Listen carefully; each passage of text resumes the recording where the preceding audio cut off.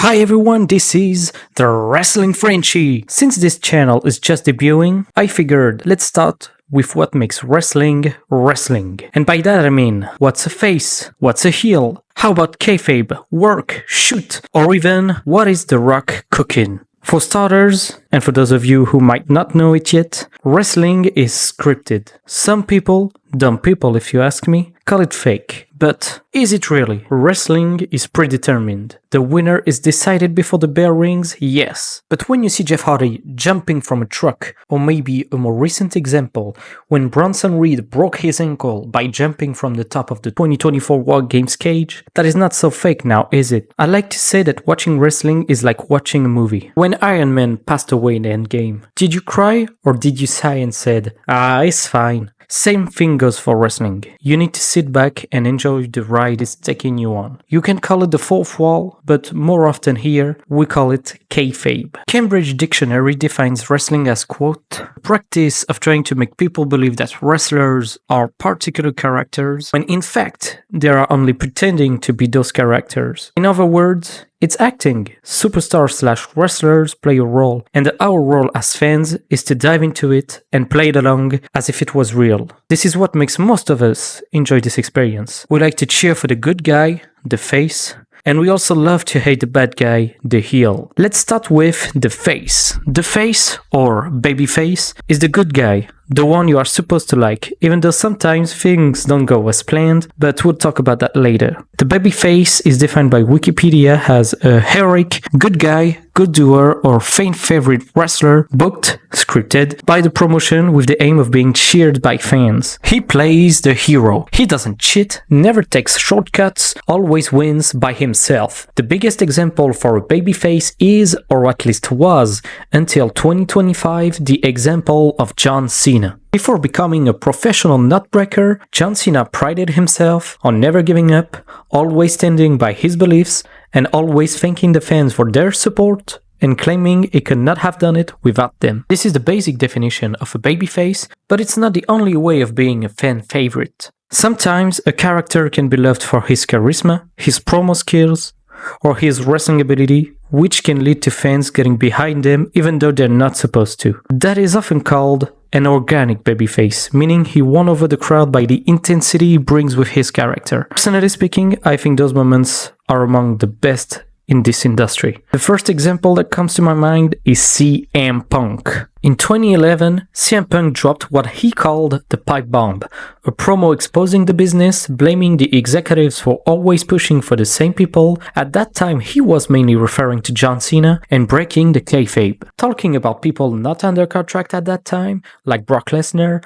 Paul Heyman, claiming he's the only one who is real, shooting on the production and not being in the main event of WrestleMania 28, which was his dream that he later accomplished at WrestleMania 41. He quoted rival companies like NJPW, Ring of Honor, which was forbidden. He also said the company would be better after Vince McMahon, previous owner and CEO of the WWE, is dead.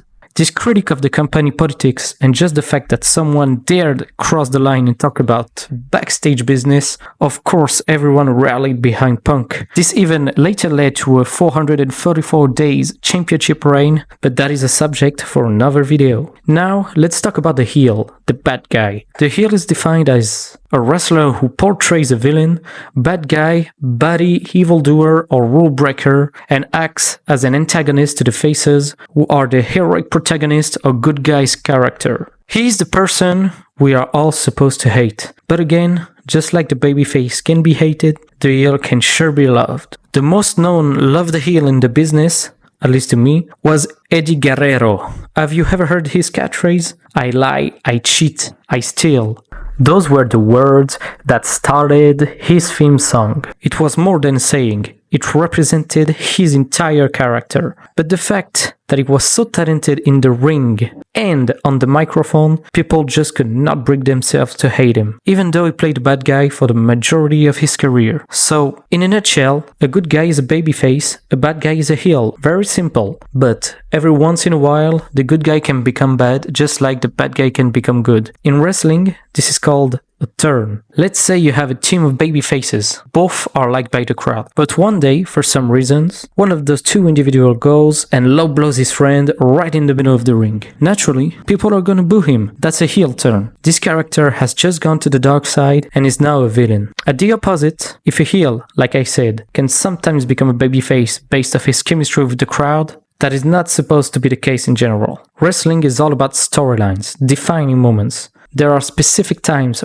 when the heels are supposed to see the light, but their role is to keep being hated until that very moment. Once the bad guy becomes a good guy, that's a face turn. The face and the heel are the two vital elements you need to have to build a rivalry, also called a feud. A feud happens when the characters have a problem to settle, whether it's personal or about a championship. The match between those characters would be the culminating point, and the ways of building to this match are segments.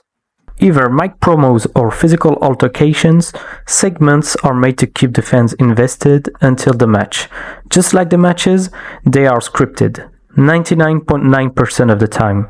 It can happen that wrestlers have a real-life beef with another wrestler or with the company they work in. If the stuff they just said or did was written, it's a work. But if it wasn't, that's a shoot. The end of Undertaker's WrestleMania streak at the hands of Brock Lesnar was in that particular gray area. Some people actually believed, as Brock was a former UFC champ, that he could have just decided himself to break the streak and that the company could not afford to fire him after a win this big. If you'd like to learn more about that, you should go and watch Paul Heyman's interview with Inside the Ropes.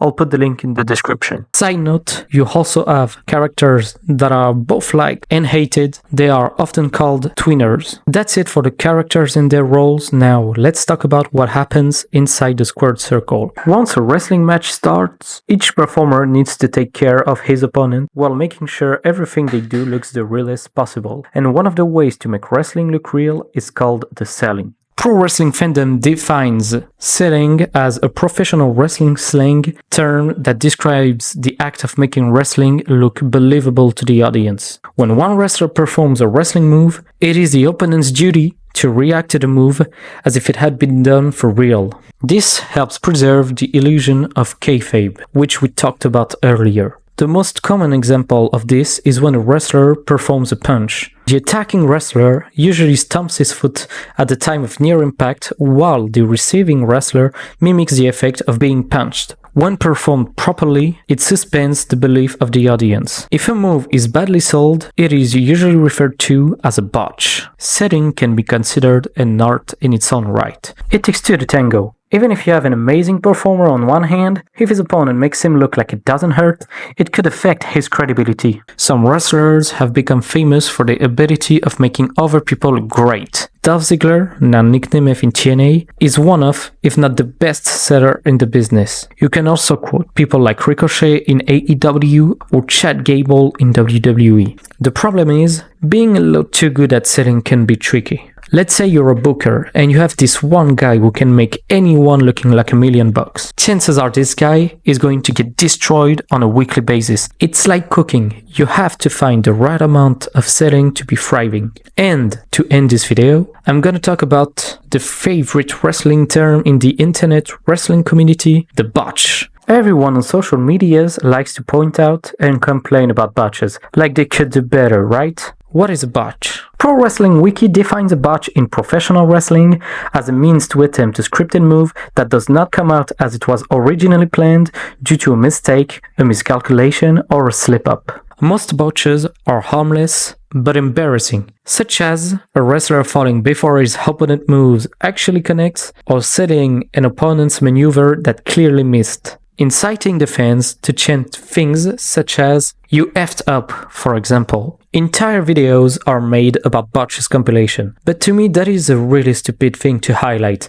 I mean, what do you expect? We are talking about athletes who are constantly on the road, going from town to town and taking rough bumps almost every night. So, of course, sometimes it just doesn't hit the target, but that's still better than witnessing manslaughter on live TV. Sure, it can get some fans out of the match, I get it, but We must not forget that wrestlers are co-workers. When they step in the ring, they agree to look out after each other. And you can get in trouble really quickly if you are used to putting other wrestlers in hospital beds. Just ask this guy. That's about it for the wrestling basics. With that, you are now sure to know what makes a wrestling match. But don't forget to watch it as a fan and enjoy the spectacle wrestlers are risking their health to give you. Have a good day, a good evening, a good night, and see you soon on the Wrestling Frenchie channel.